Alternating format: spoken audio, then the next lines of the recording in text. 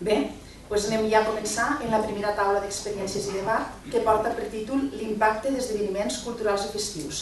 Aquesta taula estarà moderada per Anna Zaera. Helena, esta primera taula parlarà sobre l'impacte dels esdeveniments culturals sobre el territori.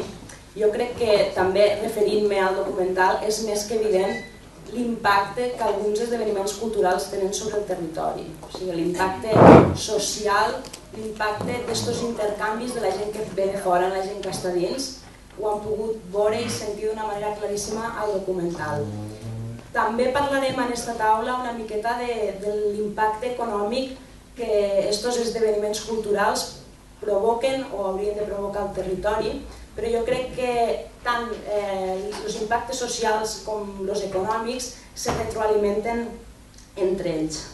En un moment on les modes i les tendències, la informació circula d'una manera tan ràpida, és molt interessant posar l'accent en les nostres singularitats, i això també ho veiem al documental. Que important és donar valor a les nostres coses. I això crec que poquet a poquet a les Terres de l'Ebre ho estem fent. Estem donant valor a les nostres coses, estem donant valor a la nostra herència, i això se tradueix en molts casos en esdeveniments culturals vinculats a la nostra herència. En aquesta taula tindrem representats persones d'aquí del territori que estan liderant projectes culturals que ja tenen una trajectòria prou notable, i també tindrem persones que venen de fora del territori que estan impulsant i organitzant esdeveniments culturals, potser en una trajectòria una miqueta més llarga, amb la qual serà molt interessant aquest debat entre les persones del territori i les persones de fora. Podrem compartir experiències i veure una mica si uns podem aprendre dels altres.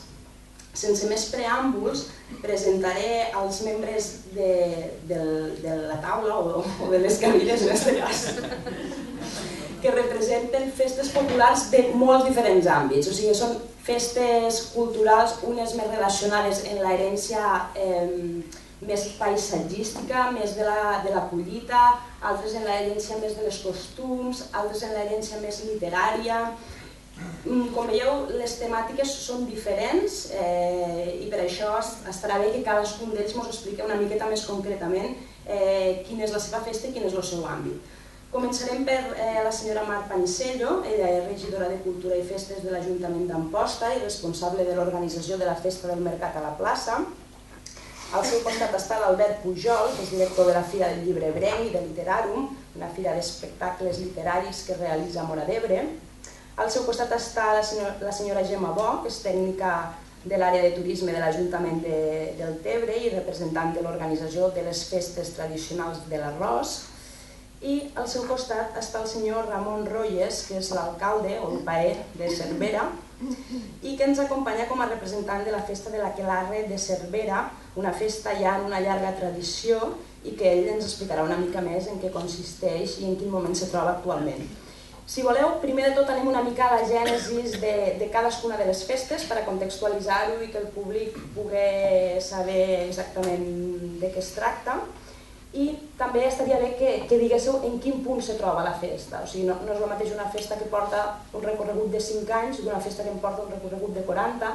Contextualitzar una miqueta en quin moment de la festa us trobeu i quines projeccions de futur teniu.